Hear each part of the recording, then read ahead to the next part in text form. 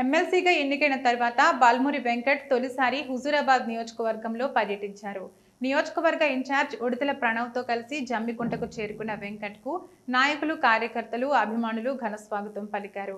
జమ్మికుంట పట్టణం అంబేద్కర్ చౌరస్తాలోని అంబేద్కర్ విగ్రహానికి పూలమాలలు ఘనంగా నిర్వహించిన వెంకట్ అక్కడి నుండి ర్యాలీగా ఇల్లంతకుంట శ్రీ సీతారామచంద్ర స్వామి ఆలయానికి చేరుకుని ప్రత్యేక పూజలు నిర్వహించారు.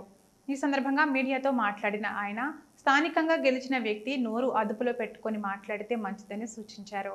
ఇష్టం వచ్చినట్లు మాట్లాడితే హుజూరాబాద్ ప్రజలు హర్షించరని, ఇక్కడ ప్రణవ్ ఒక్కడే లేడని, ఆయనకు సోదరుడిలా నేను ఉన్నానన్నారు.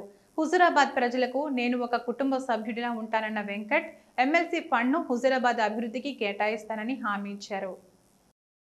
ఈ అవకాశం కేవలం బాల్మూరి వెంకట్కి కాదు, ఏదైతే గత 2 సంవత్సరాలుగా హుజూరాబాద్ కాంగ్రెస్ పార్టీ శ్రేణులు, హుజూరాబాద్ తోటి కాంగ్రెస్ పార్టీ కుటుంబ సభ్యులు, తెలంగాణ రాష్ట్ర వ్యాప్తంగా కాంగ్రెస్ పార్టీ, ఎన్ఎస్యుఐ, యువజన కాంగ్రెస్ పార్టీ అనుబంధ సంఘ నాయకులందరూ నేను పడ్డ కష్టంలో నాతో పాటు ఏదైతే గతంలో ఉన్న ప్రభుత్వం వారి యొక్క వైఖరి పట్ల మన పోరాటాన్ని చూసి కార్యకర్తలందరికీ ప్రతినిధిగా హుజూరాబాద్ నియోజకవర్గ ఎమ్మెల్సీగా అవకాశం కల్పించడం జరిగింది.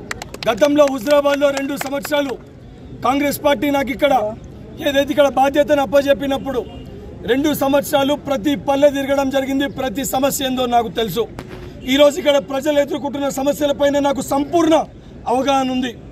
ఏదైతే ఇల్లందుకుంట దేవాలయ అభివృద్ధి కార్యక్రమాలు కానివ్వండి, జమ్మికుంటలో పరిధిలో ఉన్న ఏదైతే బిజ్గీర్ షరీఫ్ దర్గా కానివ్వండి, లేదా హుజూరాబాద్ పరిధిలో ఉన్న చర్చి కానివ్వండి, లేదైతే దానితో పాటు ఏదైతే రవాణా రోడ్లకి సంబంధించిన అంశం అయితే కానివ్వండి, ఏదైతే పెండింగ్ ఉన్న దళిత బంధు అయితే కానివ్వండి, రేషన్ కార్డు ఇష్యూస్ అయితే కానివ్వండి, మహిళలకి 2,500 రూపాయలు కానివ్వండి, యువకులకి ఉద్యోగ అవకాశ కల్పన అయితే కానివ్వండి, లేదా జియో 46 అంశం అయితే కానివ్వండి, ప్రతి ఒక్క విషయం పైన సంపూర్ణ అవగాహన నాకు